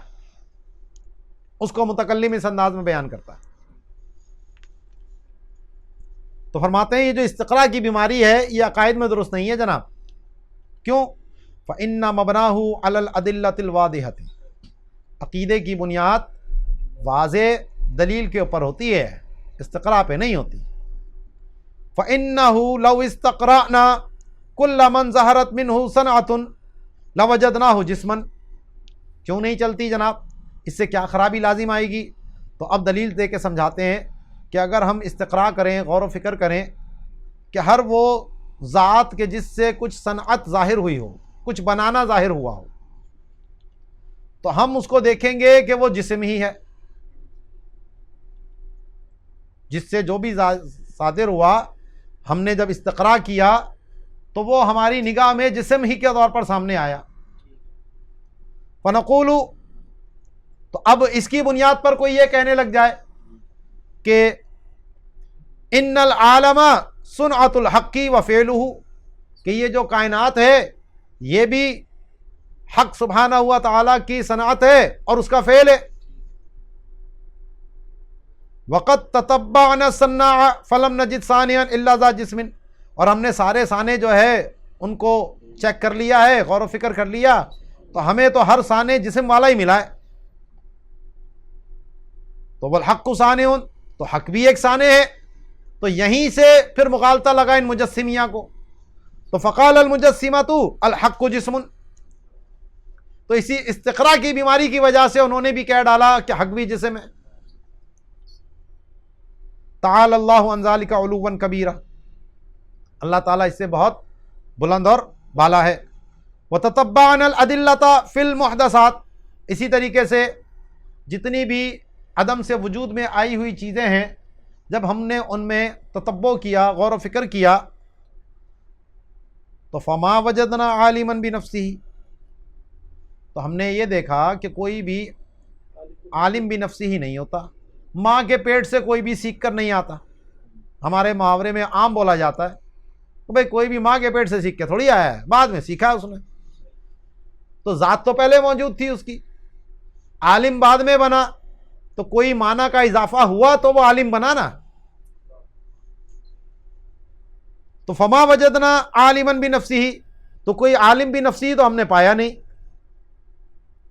وانما الدلیل یعطی اللہ یکون عالم الا بصفۃ زائدۃ علی ذاتہ تسمى علما. تو دلیل ہمیں یہ پیغام دیتی ہے، یہاں لے جاتی ہے، یہ عطا کرتی ہے کہ عالم جو ہے وہ تو وہی ہوگا کہ جس کے ساتھ کوئی ایسی صفت ہو جو اس کی ذات سے زائد ہو، جس کو ہم علم کہیں. وحکمها فی من قامت به ان یکون عالما، اور جس کے ساتھ یہ صفت قائم ہوگی تو اس کو اوپر عالم ہونے کا حکم لگے گا. تو اب اسی استقراء پر کوئی یوں کہنے لگ جائے کہ وقد علمنا ان الحق عالم، کہ اللہ تعالیٰ بھی عالم ہے، فلا بد ان یکون له علم، تو اب یہ ضروری ہو گیا کہ اس کے لیے بھی علم ہو. وَيَكُونُ ذَلِكَ الْعِلْمُ صِفَةً زَائِدَةً عَلَى ذَاتِهِ قَائِمَةً بِهِ تَعَالَى اللَّهُ عَمَّا تَقُولُ الْمُشَبِّهَةُ عُلُوًّا كَبِيرًا. تو یہاں پر بھی یہ حکم لگا دیا کہ جناب وہ علم جو ہے وہ ایسی صفت ہو جو اللہ کی ذات سے زائد ہو اور اس کی ذات کے ساتھ قائم ہو. تو کہتے ہیں اللہ تعالیٰ بلند ہے، جو مشبہہ کہتے ہیں بہت بلند و بالا. کلا، ہرگز نہیں. بل هو اللہ العالم الحی القادر القاہر الخبیر، کہ اللہ عالم ہے، حی ہے، قادر ہے، قاہر ہے، خبیر ہے. کل ذالک بنفسہ، سب اس کی ذات سے ہے. لا بامر زائد علی ذاتہ، کسی ایسے امر سے نہیں کہ جو اس کی ذات سے زائد ہو. اذ لو کان ذالک بامر زائد علی نفسہ، کہ اگر یہ سارے معاملات حی قادر یہ سب کچھ ہونا یہ اس کی ذات سے زائد ہو، وہی صفات کمال، اور یہ سب صفات کمال ہیں، تو لا یکون کمال الذات الا بہا، تو ذات کا کمال تو ان صفات کے ذریعے ہوگا. تو جب ان کے ذریعے ہوگا فَيَكُونُ كَمَالُهُ بِزَائِدٍ عَلَى ذَاتِهِ، تو پھر ذات کا جو کمال ہے وہ خود اس کی ذات سے زائد ہو جائے گا. کمال ہو کی ضمیر ذات کی طرف جاری ہے، ای کمال الذاتی، ٹھیک ہے جی. تو ذات کا جو کمال ہے وہ خود اس کی ذات سے زائد ہو جائے گا. وَتَتَّصِفُ ذَاتُهُ بِالنَّقْصِ إِذَا لَمْ يَقُمْ بِهَا هَذَا الزَّائِد، اور اگر یہ زائد اس کی ذات کے ساتھ قائم نہ ہو تو پھر تو اس کی ذات نقص کے ساتھ متصف ہوگی. فَهَذَا مِنَ الْإِسْتِقْرَاءِ، تو یہ حکم کس اعتبار سے لگا؟ استقراء کے اعتبار سے لگا. وَهَذَا الَّذِي دعا المتکلمین ان یقولوا فی صفات الحق لا ہی ہو ولا ہی غیرہ، اور یہی متکلمین کے لیے داعی بنی کہ یہ استکمال ذات کے الزام سے بچنے کے لیے غیریت کی جو وہ نفی کرتے ہیں، وہ اس وجہ سے نفی کرتے ہیں غیریت کی کہ وہ یہ کہیں اللہ کی صفات کے بارے میں کہ لا ہی ہو، نہ وہ عین ذات ہیں، ولا ہی غیرو، اور نہ ہی غیر ذات ہیں. وفیما ذکرنا ضرب من الاستقراء الذی لا یلیق بالجناب العالی، اور جو ہم نے ذکر کیا استقراء کی قسم، تو یہ اللہ کی جناب عالی کے شایان شان نہیں ہے. ثم انہ لما استشعر بذلك القائلون بهذا المذهب سلکوا فی العبارۃ عن ذلک مسلکا آخر، کہتے ہیں کہ جب ان کو اس چیز کا شعور ہوا کہ یہ استقراء کے ذریعے ہم یہ بات کہہ رہے ہیں اور یہ تو اللہ کے شایان شان نہیں ہے استقراء کے ذریعے اس طرح حکم لگانا، تو جب ان کو اس چیز کا شعور ہوا، یعنی اس مفسدہ کا، جو اس مذہب کے قائلین ہیں عین اور غیر دونوں کی جو نفی کر رہے ہیں، تو عبارت کے اندر انہوں نے ایک اور طریقہ اختیار کیا، اس بات کو دوسرے انداز میں اس طرح ذکر کیا، فقالو، تو کہنے لگے، ما، یہ نافیہ ہے، عقلناہ بالاستقراء، کہ ہم نے یہ استقراء سے نہیں جانا ہے. جو پیچھے بات آ رہی تھی استقراء کے ذریعے آپ حکم لگا رہے ہو، تو استقراء تو اللہ کی شان کے لائق نہیں ہے. آپ حاضر پر غائب کا قیاس کیسے کر سکتے ہیں؟ تو اس کا جواب پھر وہ اس انداز میں انہوں نے دیا کہ ما عقلناہ بالاستقراء، ہم نے یہ بات کہ عالم تو علم سے ہی ہوگا جو اس کی ذات کے ساتھ قائم ہو، تو یہ ہم نے استقراء سے حاصل نہیں کیا. وَإِنَّمَا قُلْنَا آتَى الدَّلِيلَ أَنَّهُ مَا يَكُونُ عَالِمًا إِلَّا مَنْ قَامَ بِهِ الْعِلْمُ، کہ ہمیں تو دلیل نے یہ بات سکھائی ہے کہ عالم وہ ہوگا جس کے ساتھ علم قائم ہوگا. وَلَا بُدَّ أَن يَكُونَ أَمْرًا زَائِدًا عَلَى ذَاتِ الْعَالِمِ، اور ضروری ہے کہ وہ علم جو ہے وہ ذات عالم سے زائد ہو. لِأَنَّهُ مِن صِفَاتِ الْمَعَانِي، کیونکہ یہ صفات معانی سے ہے. يُقَدَّرُ رَفْعُهُ مَعَ بَقَاءِ الذَّاتِ، اور ذات کی بقا کے باوجود اس کا مقدر ہونا ممکن ہے، اس کو مقدر کیا جا سکتا ہے. جیسے انسان میں ہے، بغیر علم کے بھی انسان ہو سکتا ہے. یہ بات انہوں نے کی.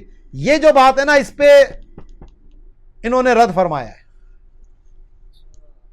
اور وہی بات ہو گئی کہ صفت کا بغیر ذات کا تعقل، اعلی حضرت اس کو کہہ رہے ہیں کہاں سے ہوگا جب وہ صفات ذات کے تقاضے سے ہیں، تو اس کے بغیر تعقل کیسے لا رہے ہو آپ؟ یہ جو بات کہی نا انہوں نے، جو مسلک آخر اختیار کیا عبارت میں کہ یقدر رفعہ مع بقاء الذات، کہ اس صفت کا رفع مقدر ہے ذات کی بقا کے باوجود، کہ ذات باقی رہے صفت نہ ہو. فلما اعطانا الدلیل ذالک طردناہ شاہدا وغائبا، کہ جب دلیل ہمیں یہ مل گئی ہے تو ہم نے حاضر اور غائب دونوں پر کلی طور پر اس کا اطلاق کر دیا، کہ نہ حاضر میں علم کے بغیر کوئی عالم، اور نہ غائب یعنی اللہ تعالی میں علم کے بغیر کوئی عالم، یعنی فی الحقی والخلقی، تو حق میں بھی اور خلق میں بھی. وَهَذَا حُرُوبٌ مِّنْهُمْ وَعُدُولٌ عَنْ عَيْنِ الصَّوَابِ، تو یہ ان کا عین ثواب سے بھاگنا ہے اور اس سے اعراض کرنا ہے. یہ وہی امر زائد اس طرح کا معنی کہ جو ذات سے جدا ہو سکے، جس کی نفی کرنا ضروری ہے، ورنہ استکمال بالغیر لازم آ رہا ہے. تو اعلیٰ حضرت فرماتے ہیں فانظر کیف رد علیہم بلزوم النقص اذا لم یقم بها ھذا الزائد، کہ دیکھو شیخ اکبر نے کس طرح ان لوگوں پر رد کیا کہ اگر وہ زائد ذات کے ساتھ قائم نہ ہو تو اس سے ذات میں نقص لازم آتا ہے.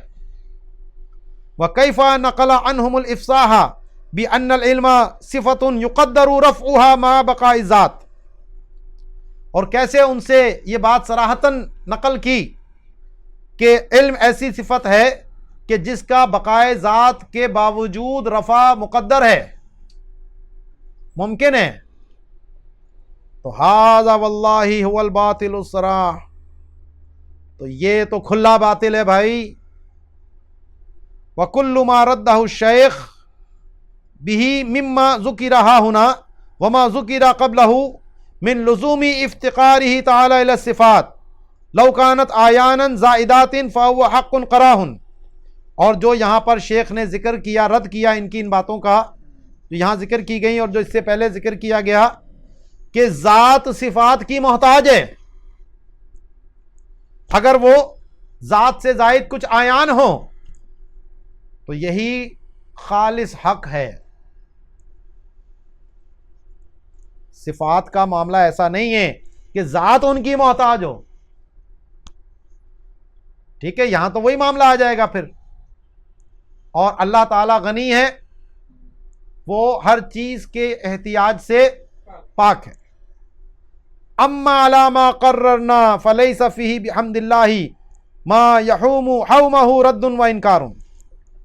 اور جو ہم نے تقریر بیان کی ہے اس پہ الحمدللہ رد اور انکار جو ہے وہ چکر نہیں لگا سکتے. ہاں ما یحوم گول گول گھومنا، دارا یدورو.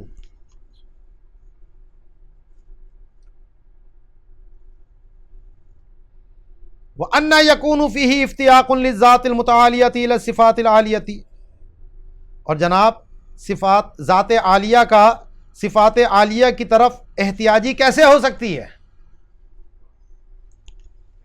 وما ہی الا قضیتها والمستندۃ الیہا. کہ یہ صفات جو یہ تو خود ذات کا تقاضا ہیں اور ذات کی طرف مستند ہیں. والشیء لا یحتاج الی مقتضاہ. اور ذات اپنے مقتضا کی محتاج نہیں ہوتی. مقتضا مقتضی کا محتاج ہوتا ہے، مقتضی مقتضا کا محتاج نہیں ہوتا. مقتضا کا وجود مقتضی سے ہے، مقتضی کا وجود مقتضا سے نہیں ہے. بل هو المحتاج الی مقتضاہ. بلکہ وہ خود شے جو ہے وہ اپنے مقتضی کی محتاج ہوتی ہے. سمجھ آ گئی بات؟ اذ لا قیام للصفات الا بالذات. کیونکہ صفات کا قیام تو ذات سے ہی ہے. ولا مساغ ہا ہونا للاستکمال. اور یہاں پر استکمال کا وہم بھی داخل نہیں ہو سکتا.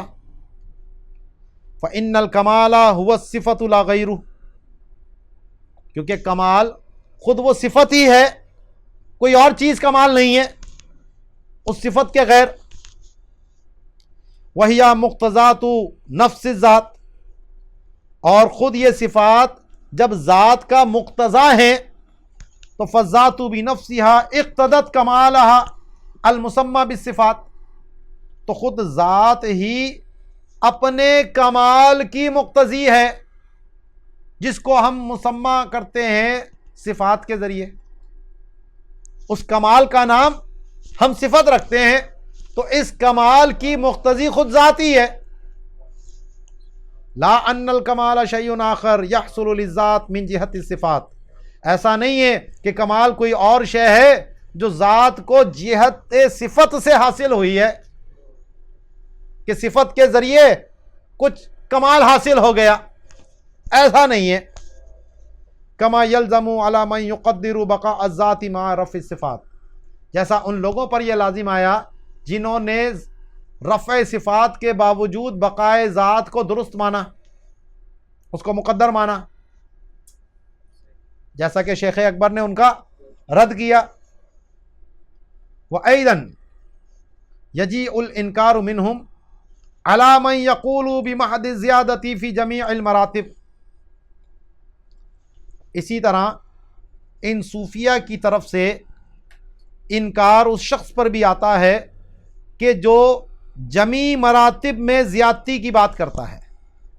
اب یہاں سے مسئلہ آپ فرما رہے ہیں وہ وحدت الوجود کا، کیونکہ جو صوفیہ ہیں وہ تو کہتا ہے مرتبہ وجود میں صرف ایک ہی وجود ہے، اور جتنے بھی وجود ہیں وہ سب ذلی ہیں. اسی وجود کے تجلیات ہیں، اپنا ان کا کوئی حقیقی وجود نہیں ہے، کیونکہ وجود صرف واجب الوجود ہے. اسی لیے وہ کہتے ہیں لا موجودہ الا اللہ. موجود حقیقی تو ایک ہی ذات ہے. تو اب جب وہ جو کچھ بھی ہے اس سب کو وہ کہتے ہیں کہ ان کا کوئی وجود ہی نہیں، تو ان پر صفات سے کیا الزام لگاؤ بھائی؟ وہ تو کسی کو بھی نہیں مان رہے صرف ذات کے علاوہ. تو اب ان کا انکار اس طور پہ بھی آتا ہے، جو وحدت الوجود کی بات کرتے ہیں تو وہ جمی مراتب میں جو زیادتی کی بات کرتا ہے اس کے اوپر ان صوفیہ کی طرف سے انکار آتا ہے. وَإِن لَمْ يُقَدِّرْ مَا أَوْهَمَ بَعْضُهُمْ، اگرچہ وہ مقدر نہ کرے وہ چیزیں جس کا بعض لوگوں نے وہم کیا تھا، غیریت والی بات. وَذَلِكَ، اور یہ انکار ان کی طرف سے اس لیے آتا ہے لما فیہ من انکار حضرت الاطلاق و مرتبۃ الجمع، کہ ان کی طرف سے اطلاق اور مرتبہ جمع کی موجودگی کا انکار ہے.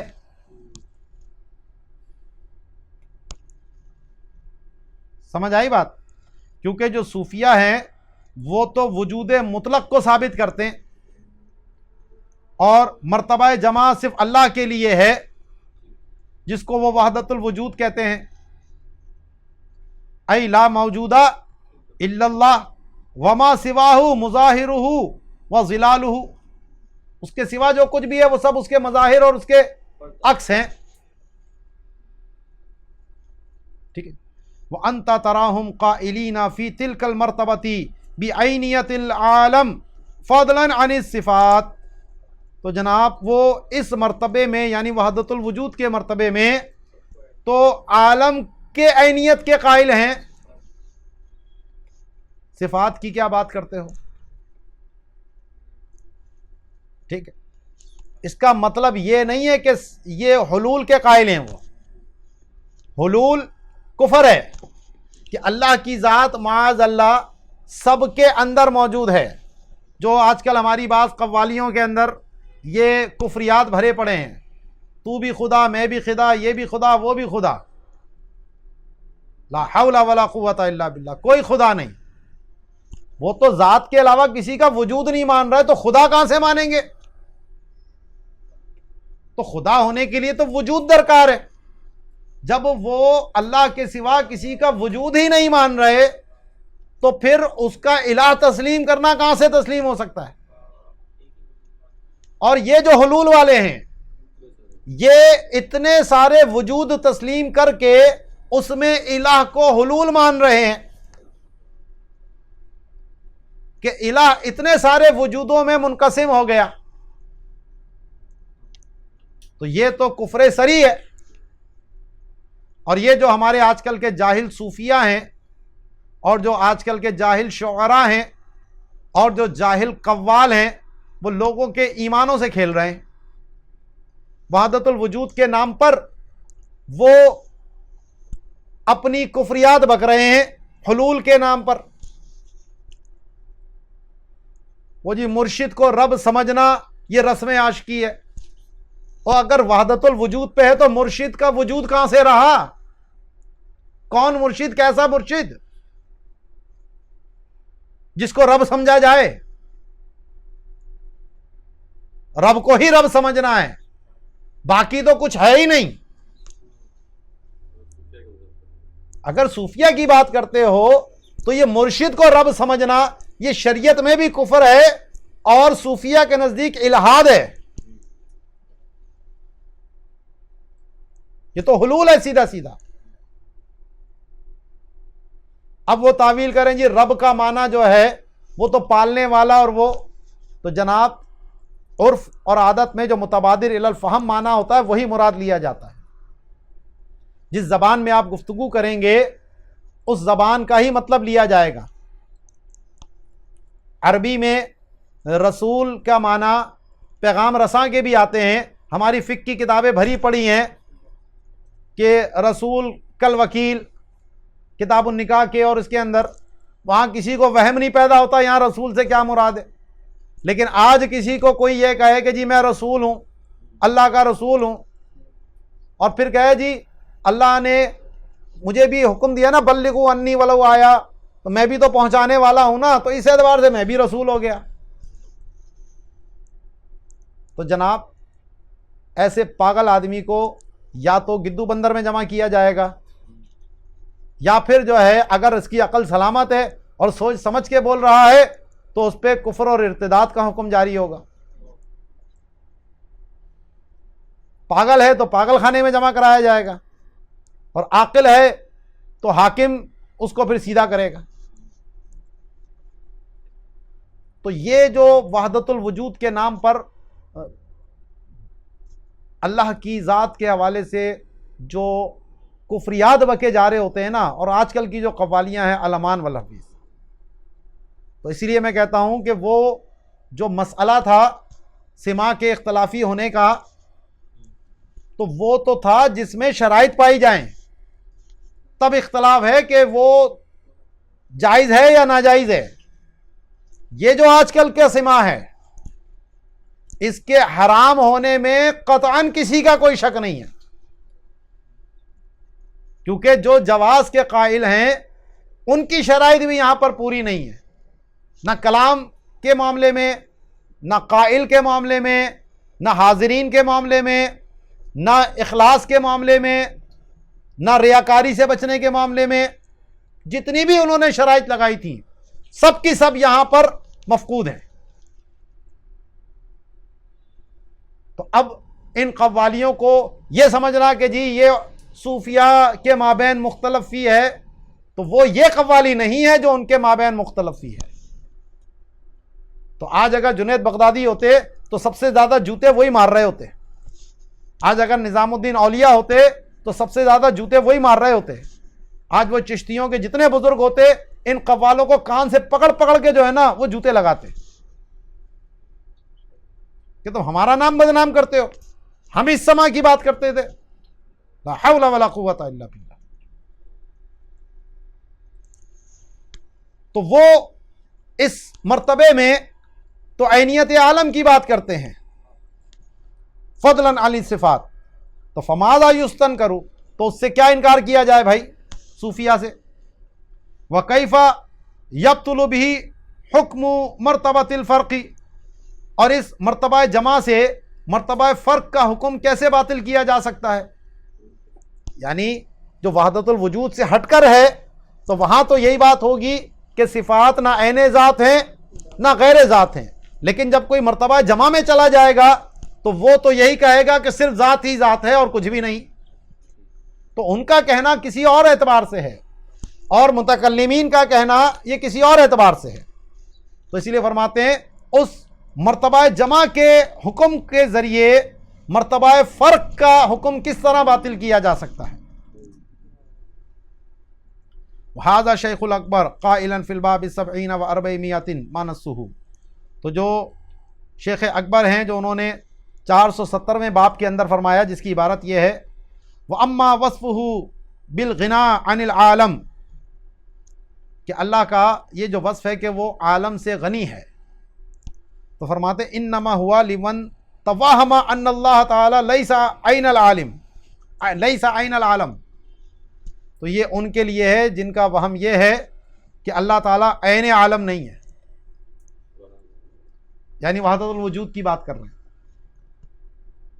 وفرق بین الدلیل والمدلول، اور اس نے دلیل اور مدلول کے درمیان فرق کیا، تو کہتے ہیں فالامر واحد، تو معاملہ ایک ہی ہے، وَإِنِ اخْتَلَفَتِ الْعِبَارَةُ عَلَيْهِ، اگرچہ اس پہ عبارتیں مختلف ہیں، فَهُوَ الْعَالِمُ وَالْعِلْمُ وَالْمَعْلُومُ وَهُوَ الدَّلِيلُ وَالدَّالُ وَالْمَدْلُولُ، تو وہی عالم ہے، وہی علم ہے، وہی معلوم ہے، وہی دلیل ہے، وہی دال ہے، وہی مدلول ہے۔ وَهُوَ قَوْلُ الْمُتَكَلِّمِ، اور یہی بات جب متکلم کہتا ہے تو وہ کہتا ہے ما ہوا غیر، کہ صفات جو ہیں وہ غیر ذات نہیں ہے، فقط وَأَمَّا قَوْلُهُ وَمَا ہوا، اور وہ جو یہ کہتا ہے کہ صفات عین ذات نہیں ہے، تو لما یرا من انہ معقول زائد علی ما ہوا، تو وہ جب یہ دیکھتا ہے کہ یہ جو صفات ہیں یہ ایک ایسا معقول ہیں جو ما ہوا کے اوپر زائد ہیں، یعنی ذات کے اوپر زائد ہیں، ٹھیک ہے جی۔ فنفا اللہ یکون ہوا، یہاں پر آپ کے یہاں بقیہ لکھا ہوا ہے یا نفع ہی ہے؟ سبحان اللہ، تو بعد میں انہوں نے اس کو بقیہ کر دیا اس نسخے کے اندر، تو فنفا ان یکون ہوا، تو اس نے عین ذات ہونے کی نفی کر دی کہ جب مفہوم زائد سمجھا اس نے تو متکلم نے عین ذات ہونے کی نفی کر دی. وما قدر علی ان یثبت ہوا من غیر علم یصفہ بہ، تو وہ اس بات پر قادر نہیں ہے متکلم کہ اللہ کی ذات کو ثابت کرے بغیر اس علم کے جو اس کی صفت ہے. فقال ما ہوا غیرہ، تو اس نے یہ بھی کہہ دیا کہ وہ صفت جو ہے وہ اللہ کا غیر نہیں ہے، ذات کا غیر نہیں ہے. تو فحارا، تو وہ متحیر ہو گیا، نہ عین نہ غیر. فنطق بما آتاہ فہمہ، تو جو اس کی فہم نے اس کو دیا اس نے وہی بول دیا. فقال، تو کہا کہ انا صفت الحق ما ہی ہو ولا ہی غیرہ، کہ جو اللہ کی صفات ہیں نہ وہ عین ذات ہیں نہ وہ غیر ذات ہیں. ولكن اذا قلنا نحن مثل هذا القول على ما نقول على حد ما يقول المتكلم، کہتے ہیں کہ جب ہم کہیں اس کی مثل جو اس نے یہ بات کہی تو ہم اس حد پہ نہیں کہتے جو متکلم جس حد پہ کہہ رہا ہے. متکلم کہتا ہے مرتبہ فرق میں، ہم کہتے ہیں مرتبہ جمع میں. فَإِنَّهُ يَعْقِلُ الزَّائِدَ وَلَا بُدَّ، تو وہ زائد کو سمجھتا ہے اور وہ اس کے لیے ضروری ہے. جب مرتبہ فرق میں ہوگے تو پھر تو زائد سمجھ آئے گا. وَنَحْنُ لَا نَقُولُ بِالزَّائِد، اور ہم زائد کو سمجھتے ہی نہیں ہیں، نہ ہم اس کی کال کرتے ہیں کوئی. ہم تو وحدت الوجود کی بات کرتے ہیں. ببعد اختصار، یہ عبارت اعلیٰ حضرت نے اختصار سے نقل کی تو فرماتے ہیں فانظر، دیکھو، من ای مقام یتکلم الشیخ، شیخ کس مقام پر بات کر رہے ہیں وحدت الوجود کے. وفی ای واد یسیر، کون سی وادی میں وہ چل رہے ہیں وحدت الوجود کی. وعلی ای زیادت منہ النکیر، کس زیادتی کا وہ انکار کر رہے ہیں جو وحدت الوجود کے طور پر ہو. وحدت الوجود میں کون سی زیادتی. وتأمل آخر کلامہ، اور ان کے کلام کے آخری حصے پر غور کرو. انا اذا قلنا نحن مثل هذا القول، کہ جب ہم اس کی مثل بات کریں گے صفات کے بارے میں تو تعلم انہ لا ينکر الکلام، تو وہ اس کلام کا انکار نہیں کر رہے جو مرتبہ فرق میں کیا جا رہا ہے. انما ينکر المنشأ من اثبات موجود سوى اللہ تعالی، تو وہ اس منشا کا انکار کر رہے ہیں کہ جس میں اللہ کے سوا کسی اور کو ثابت کیا گیا ہو. ففہم واللہ یتولی ہداک، تو اس بات کو سمجھ لے کہ جو شیخ فرما رہے ہیں وہ وحدت الوجود کے طور پر انکار کر رہے ہیں، مطلقاً صفات کا انکار نہیں کر رہے. وہذا ما افاد المولا النابلسی، اور یہ وہ ہے کہ جس کا افادہ علامہ نابلسی نے فرمایا کہ ان الصوفیۃ تقول بعینیۃ طورها وراء طور العقل، کہ صوفیہ اس عینیت کی بات کرتے ہیں اس کا طور عقل کے طور سے ورا ہے، وہ آپ کے سمجھ میں آنے والا نہیں ہے، اس کا تعلق مشاہدے سے ہے، وہ قول سے نہیں آئے گا سمجھ میں. فہم کما علمت لا یخصونها بالصفات، تو یہ عینیت کی بات وہ صرف صفات کے ساتھ خاص نہیں کرتے، بل لیس عندهم فی الدار غیرہ دیار، کہ ان کے نزدیک تو کوئی اور دیار ہے ہی نہیں. ومعاذ اللہ ان یکون الشیخ من نفاة الصفات، اور اللہ کی پناہ کہ شیخ اکبر جو ہے وہ صفات کی نفی کرنے والے ہوں. وَهُوَ الْقَائِلُ فِي خُطْبَةٍ لَهُ ذَكَرَهَا فِي الْفَصْلِ التَّاسِعِ مِنَ الْبَابِ الْحَادِي وَالسَّبْعِينَ بَعْدَ 300، تو 371 کے خطبے کے اندر انہوں نے یہ بات ذکر کی کہ الحمدللہ الذی لیس لأولیتہ افتتاح کما لسائر الاولیات، کہ حمد ہے اس اللہ کے لیے جس کی ابتدا کی کوئی افتتاح نہیں، جیسا کہ ہر ابتدا کرنے والی کی کوئی افتتاح ہے۔ الذی لہ الاسماء الحسنی والصفات، جس کے لیے اسماء حسنی ہیں اور صفات ہیں، صفات کو ثابت مان رہے ہیں۔ العلا الازلیات، جو بلند ہیں اور ازلی ہیں۔ وقال شیخ عبد الوہاب شعرانی قدس سرہ الربانی فی الجواقیت والجواہر، اور شیخ عبد الوہاب شعرانی نے جواقیت والجواہر میں فرمایا، جو ان کی دوسری بحث ہے، کہ مبنا کتب الشیخ یعنی شیخ الاکبر و مصنفاتہ کلھا فی الشریعۃ والحقیقۃ، تو شیخ اکبر کی جتنی کتابیں ہیں وہ شریعت بھی ہے اس میں اور حقیقت بھی ہے۔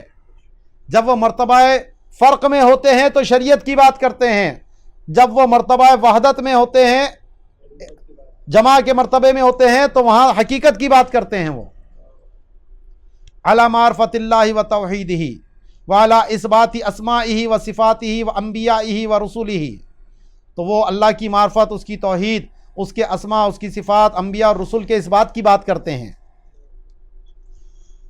وبعد اللطیا واللتی، تو چھوٹی بڑی باتوں کے بعد، کیفا، یہ جو ہم نے جتنی باتیں کر دی ہیں، کیفا یرد الاجماع المحکم المنقول الامام الفریقین شیخ الشیوخ بمتشابہ یذکرہ لسان الطریقۃ المتکلم علی طور فوق طور العقول، تو جناب کس طرح وہ اجماع جو محکم ہے، جو منقول ہے دونوں فریقوں کے امام، حقیقت اور شریعت والوں کے، جو شیخ الشیوخ ہیں یعنی علامہ سہروردی، تو ان سے جو منقول ہے یہ اجماع، جو پیچھے سب سے پہلے ہم نے ذکر کیا تھا کہ صوفیہ کا اجماع ہے، تو وہ کیسے اجماع رد کیا جائے گا؟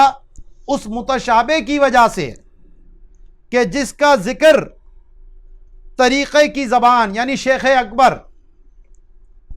جو کہ کلام کر رہے ہیں اس طور پر جو عقل کے طور سے ماورا ہے، وہ تو وحدت الوجود کے طور پر بات کہہ رہے ہیں، تو اس بات سے یہ ثابت نہیں آتا کہ صوفیہ جو ہیں وہ صفات کا انکار کرتے ہیں۔ وبالجملتی، خلاصہ یہ نکلا، فالذی نعتقدہ فی دین اللہ، کہ جو اللہ کے دین میں جس کا ہم اعتقاد کرتے ہیں وہ یہ ہے کہ ان لہ صفات ازلیۃ قدیمۃ قائمۃ بذاتہ، کہ اللہ کی کچھ صفات ہیں جو ازلی ہیں، قدیم ہیں، اس کی ذات کے ساتھ قائم ہیں، اور لوازم لنفس ذاتہ تعالی، جو اس کی ذات کے لازم ہیں، وہ مقتضیات لہا، اور اس کی ذات کی مقتضا ہیں، ذات مقتضی ہے، بحیث لا تقدیر للذات بدونہا، کہ ذات کا مقدر ان صفات کے بغیر ممکن نہیں، وہی المفتاقۃ الی الذات، اور یہ صفات خود ذات کی محتاج ہیں، لأنہا باقتضائہا، کیونکہ ان کا وجود ذات کے اقتضاء سے ہے، وقیامہا بہا، اور خود وہ صفات ذات کے ساتھ قائم ہیں، وہی الکمالات الحاصلۃ للذات بنفس الذات، اور یہ صفات وہی کمالات ہیں جو ذات کو نفس ذات ہی سے حاصل ہیں، استلزام وہ استکمال والا الزام بھی نہیں۔ فلا مصداق لہا الا الذات، یہ غیریت کی نفی کہ ان صفات کا ذات کے سوا کوئی اور مصداق نہیں۔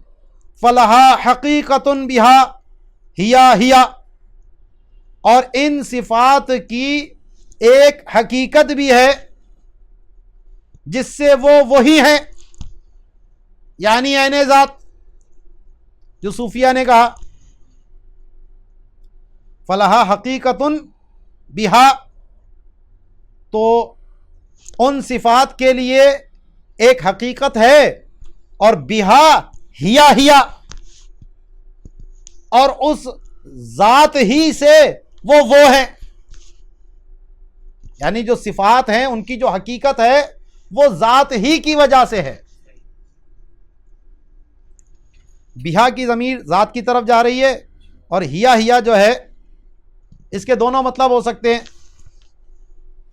صفت ہی ہے یا صفت ذات ہے، جیسا صوفیہ کہہ رہے ہیں۔